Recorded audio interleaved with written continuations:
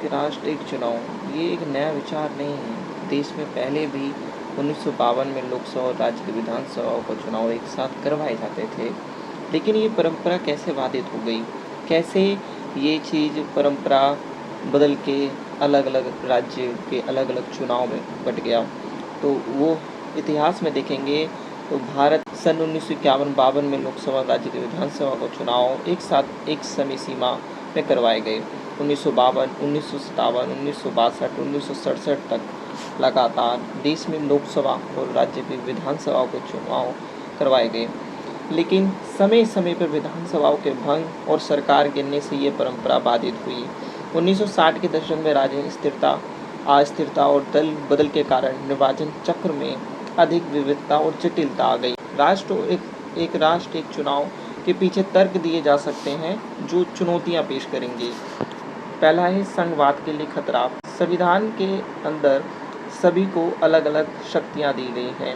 राज्य की शक्ति अलग है कानून बनाने की, शिक्षा पे। वहीं केंद्र की शक्ति है कि वो संचार, विदेशी मामले और जो भी आंतरिक और बाहरी सुरक्षा है उसको देखना। तीसरी है सामर्थ्य सूची। उसमें दोनों के अधिकार जो भी रह गए उसका अधिकार केंद्र के पास होता है, तो इसमें जटिलता आ सकती है। दूसरा है राष्ट्रीय दल क्षेत्रीय समस्याओं पे निर्भर करेगा। राष्ट्रीय दल की अलग समस्याएं होती हैं, जैसे कि उदाहरण के तौर पे परमाणु का परीक्षण करना है या रिएक्टर लगाना है, तो वो राष्ट्रीय मुद्दा हुआ। वहीं क्षेत्रीय समस्या हो गई, जैसे स्कूल है, स्कूल के अंदर शिक्षक भर्ती करवानी है, तो ये क्षेत्रीय समस्या हुई। तीसरा संभार तंत्र संबंधी चुनौतियाँ आएंगी। इसमें ज़्यादा संसाधनों का लग जाएंगे, जिससे फिजूल खर्चे जो घटने के बजाय बढ़ जाएंगे। ईसीआई और सुरक्षा बलों और क्षमता पर भारी दबाव पड़ेगा।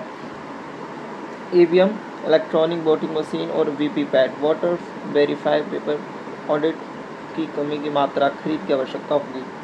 चौथा है संवैधानिक चिंता। आरपीए, जनप्रतिनिधि अधिनियम, संविधान में संशोधन अनुच्छेद 368 में जाएंगे तो उसमें 1/3 सदस्यों की बहुमत की आवश्यकता पड़ेगी।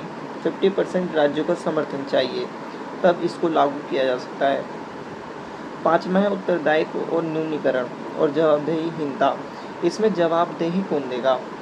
एक राष्ट्र एक चुनाव करवाए गए तो जवाबदेही कौन देगा कि इसकी निष्पक्षता पे सवाल है कि निष्पक्षता